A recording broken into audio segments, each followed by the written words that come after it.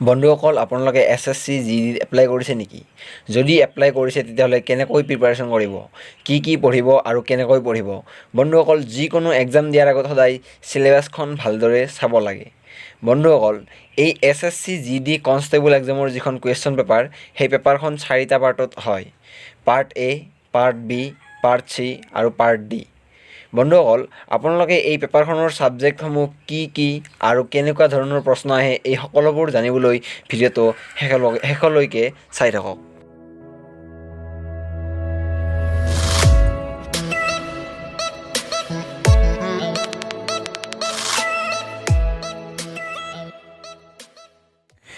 নমস্কাৰ বন্ধুসকল, আপোনালোক সকলোকে মোৰ এই AD বেচিক নলেজ ইউটিউব চেনেললৈ স্বাগতম জনাইছোঁ।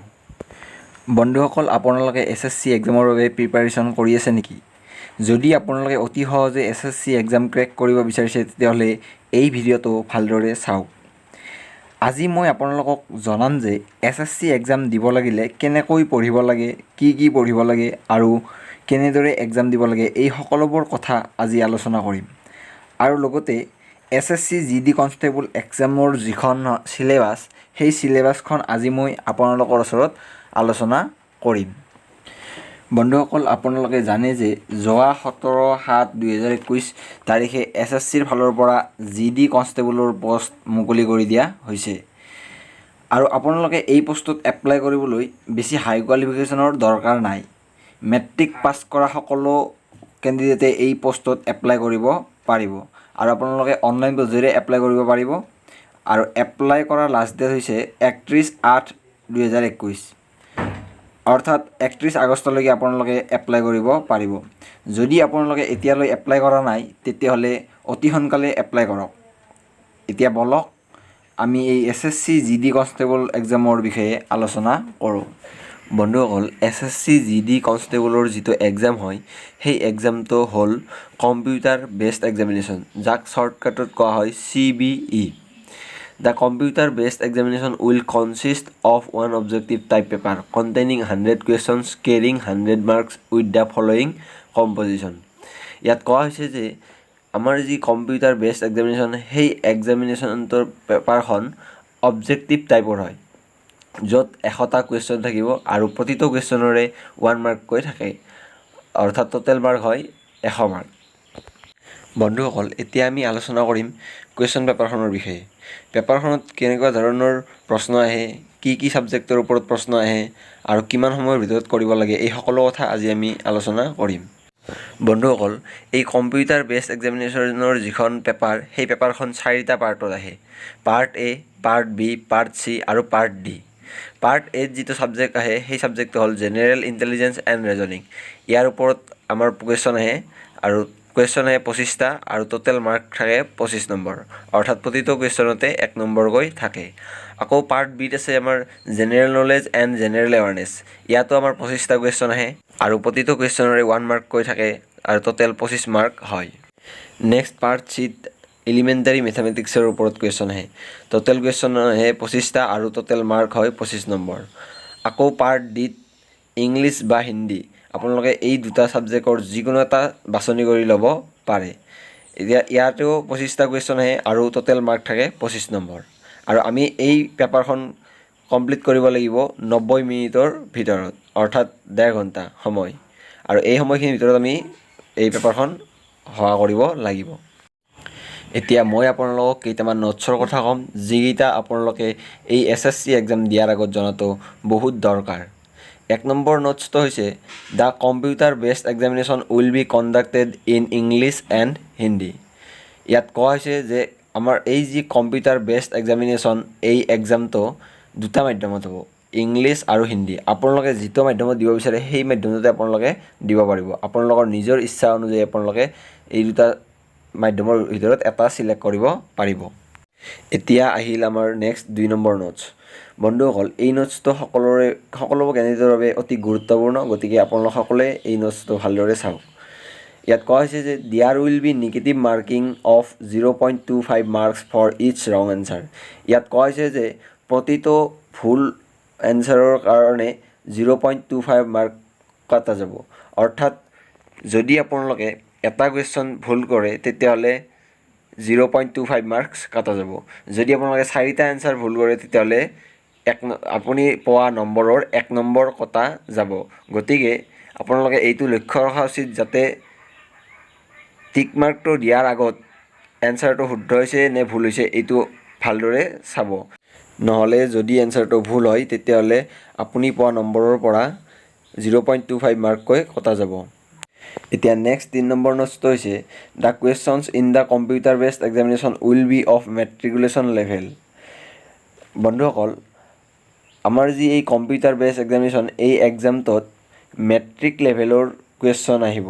গতিকে আপোনালোকে মেট্ৰিক লেভেলৰ যিবিলাক কুৱেশ্যন আছে সেই সকলোবোৰ কুৱেশ্যনবিলাক পঢ়িব, তাৰ ওপৰত আৰু চাব নালাগে। গতিকে আপোনালোকে ভালদৰে জানি লওক যে মেট্ৰিক লেভেলৰ সকলো কুৱেশ্যন এনচাৰ চাব। নেক্সট 4 নম্বৰ নোটছটো হৈছে candidates are not permitted to use calculators and other electronic gadgets. বন্ধুসকল, ইয়াত কোৱা হৈছে যে আমাৰ যি পৰীক্ষা হলত কেলকুলেটৰ আৰু ইলেক্ট্ৰনিক গেজেটছ অৰ্থাৎ এনেকুৱা যেনে মোবাইল, কেলকুলেটৰ্ছ এনেকুৱা ধৰণৰ বস্তু মানে পাৰ্মিশ্যন নিদিয়ে। আৰু গতিকে আপোনালোকে নিজে নিজৰ মগজুৰে কৰিব লাগিব সকলোবিলাক কেলকুলেশ্যন। গতিকে আপোনালোকে ভালদৰে প্ৰিপাৰেশ্যন কৰিব আৰু পৰীক্ষাটো ভালদৰে দিব।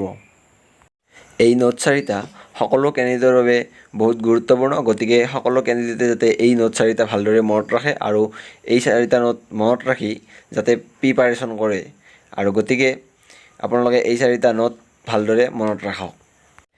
এতিয়া আমি আলোচনা কৰিম এই CBE অৰ্থাৎ কম্পিউটাৰ বেছড এক্সামৰ চিলেবাছখন। বন্ধুসকল, যদি আপোনালোকে এই SSC GD এক্সাম ক্ৰেক কৰিব বিচাৰিছে তেতিয়াহ'লে আপোনালোকে এক্সাম দিয়াৰ আগত চিলেবাছখন ভালদৰে জানিব লাগিব। আৰু এই চিলেবাছখনৰ পৰা আপোনালোকে বহুতখিনি সহায় পাব।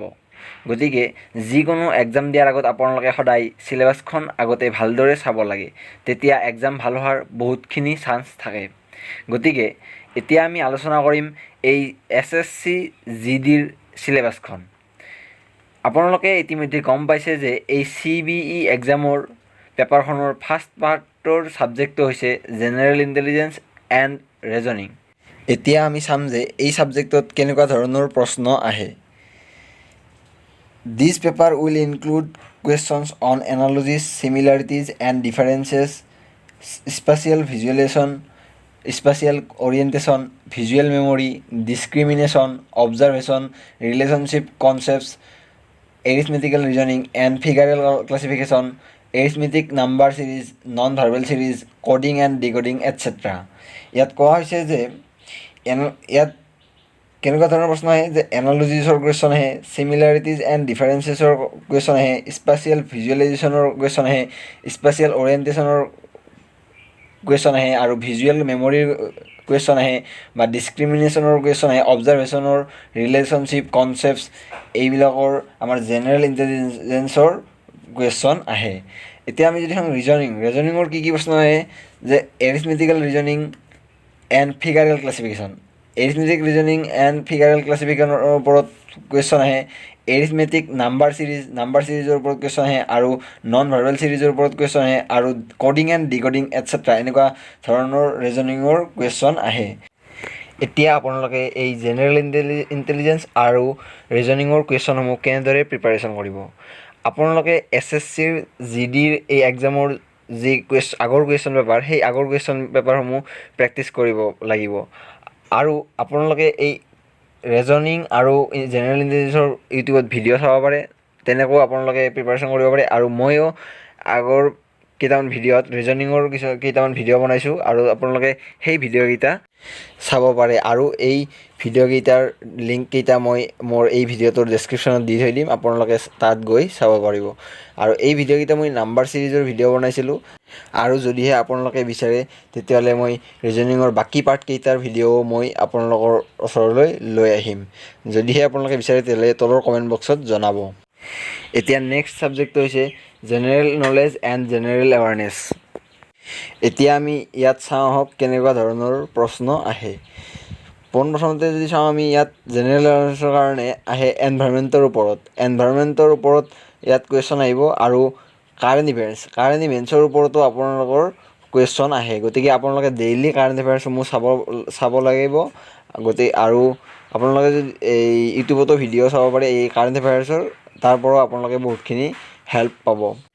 ময়ো কাৰেণ্ট এফেয়াৰ্ছৰ ভিডিঅ' ইউটিউবত বনাই থৈছোঁ, যদি আপোনালোকে চাব খোজে তেতিয়াহ'লে চাব পাৰিব।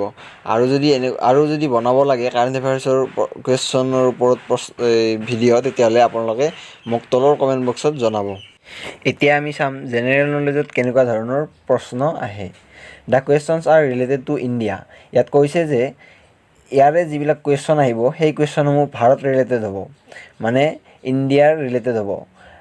And its neighbouring countries specially pertaining to sports, history, culture, geography, economic scene, general polity, Indian constitution and scientific research etcetera.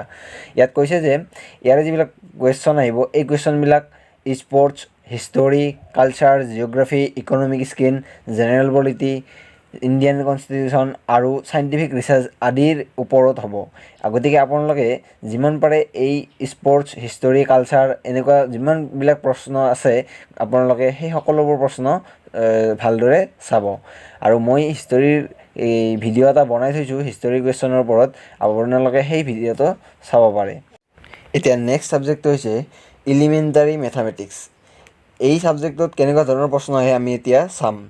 This paper will include questions on problems relating to number systems, computation of whole number, decimals and fractions and relationship between numbers, fundamental arithmetical operations, percentages, ratio' and proportion, averages, interest, profit and loss, discount, mensuration, time and distance, ratio' and time and work etcetera.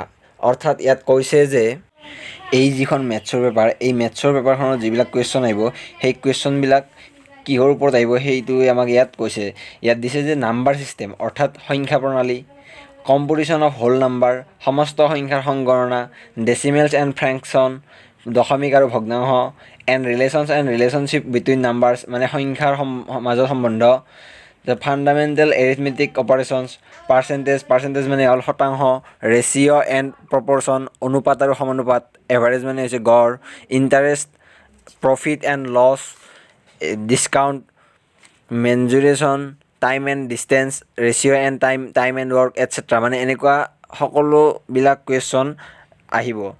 আপোনালোকক মই অলপ আগতেই কৈছিলোঁ যে এই যিখন paper এই পেপাৰখনত class 10 লেভেলৰ হয়, গতিকে আপোনালোকে ক্লাছ 6 to 10 লেভেলৰ যিকেইখন মেথছ বুক আছে সেই মেথছ বুককেইখন চালেই আপোনালোকে ইয়াৰে প্ৰশ্ন উত্তৰসমূহ কৰিব পাৰিব। এতিয়া নেক্সট ছাবজেক্টটো হৈছে ইংলিছ বা হিন্দী। ইয়াৰে আমাৰ দুটা ছাবজেক্ট আছে, ইংলিছ বা হিন্দী। আপোনালোকে ইয়াৰে যিকোনো এটা চিলেক্ট কৰিব পাৰে। ইয়াতে আহিব আমাৰ বেছিক ইংলিছ বা basic Hindi and basic comprehension. আপোনালোকে গমেই পাইছে যে বেছিক ইংলিছ মানে হৈছে আমাৰ যিখিনি ইংলিছৰ সাধাৰণ বস্তু সেইখিনিৰ ওপৰতে কুৱেশ্যন আহিব, আৰু কম্প্ৰিহেনশ্যন আহিব আমাৰ। গতিকে আপোনালোকে এইখিনি ভালদৰে চাব। যদি ভিডিঅ'টো চাই ভাল লাগিছে তেতিয়াহ'লে লাইক কৰক, শ্বেয়াৰ কৰক আৰু লগতে কমেণ্ট কৰি জনাওক।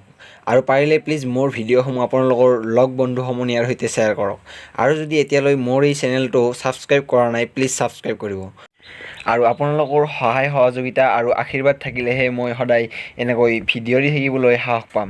গতিকে আপোনালোকে প্লিজ মোক অলপ মৰম, সহায় সহযোগিতা আৰু আশীৰ্বাদ দি থাকে যেন। ধন্যবাদ।